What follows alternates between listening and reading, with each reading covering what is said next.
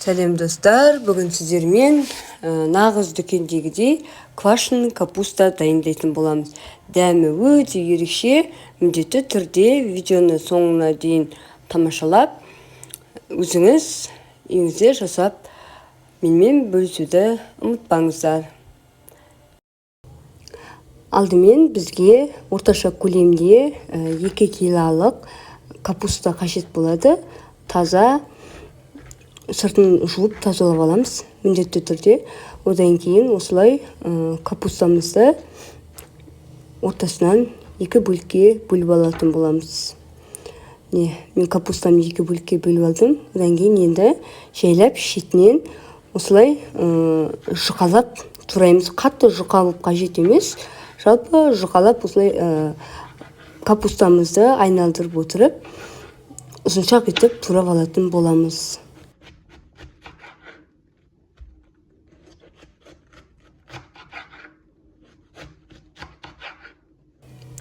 Мен осылай турап алдым, сіздерге жартылай көрсетіп өтейін.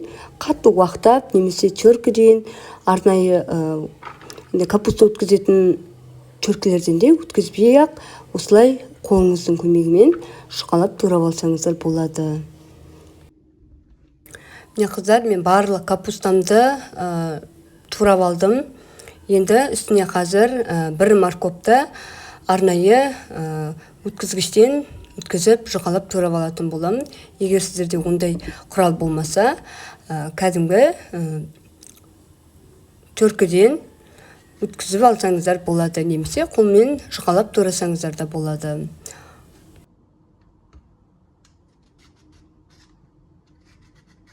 Мен сәбізімді осылай уақтап турап алдым. Енді бұны барлығын капустамыздың ішіне салып, жақсылап, жайлап араластырып аламыз.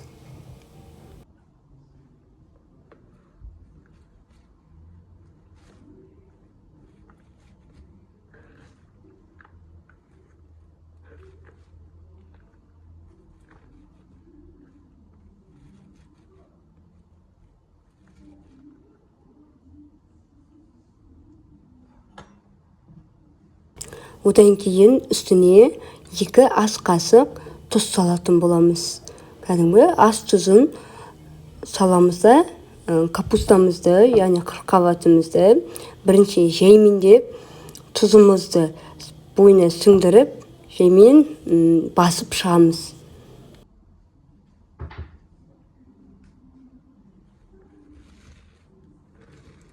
Жаңағы тұзымызды жақсылап араларына өткізу үшін осылай бір араластырып өтетін боласыздар. Егер сіздерге бұндай ыдыста жасау ыңғайсыз болса, столыңыздың немесе гарнитурыңыздың алдына да жасайып көрсеңіздер болады.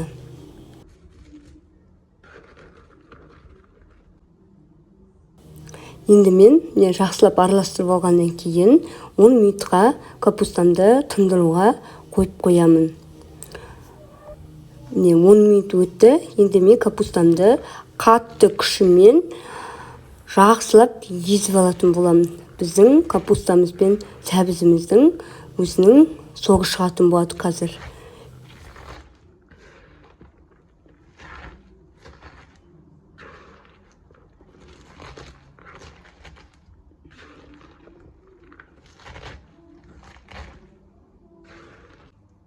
Біздің капустамыз бен сәбізімізді көрдіңіздер ғой, қаншалықты төмен қарай басылып езілді.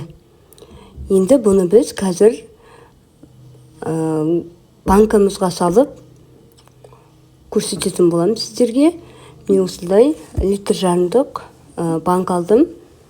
Бұл банкеге қазір нығыздап тұрып, барлығын, капустамыздың барлығын осы банкын ішіне сыйғызамыз.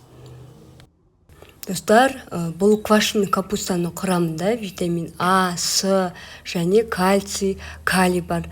Бұл қыс-күз мезгілдерінде біздің ағзамызды нығайтып, түрлі вирустардан қорғайтын болады. Және іштегі шлактарымыздың шығуына көмектеседі. Бұндай әрі пайдалы, құрамы таза салаттарды осы салқын мезгілде көп тұтынуымыз қажет. Достар, міне мен барлық капустамды банканың ішіне нығыздап салып жинастырдым. Міне уже бізде көрініп тұр, аздап соғы шығып бастады.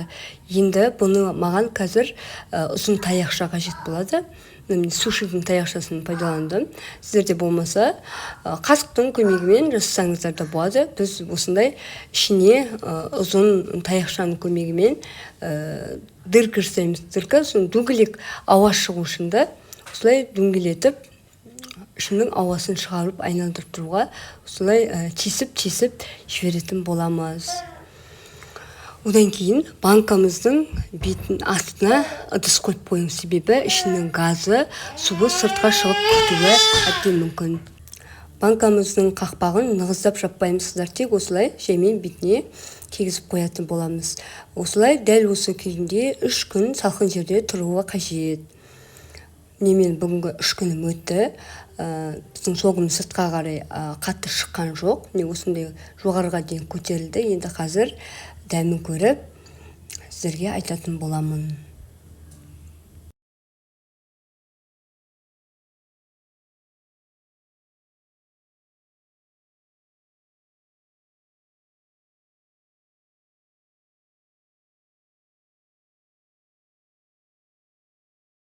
Біздің капустамыздың түрінің өзі сочный, әлі қытырлақ, күшті болып дайындалып шыққан. Сіздер де осылай үй жағдайында квашеный капуста жасауға кеңес беремін. Менімен бірге соңына дейін видеоны тамашалағандарыңызға көп рахмет. Сіздермен болған мен Айдана. Келесі кездескенше сау саламат болыңыздар.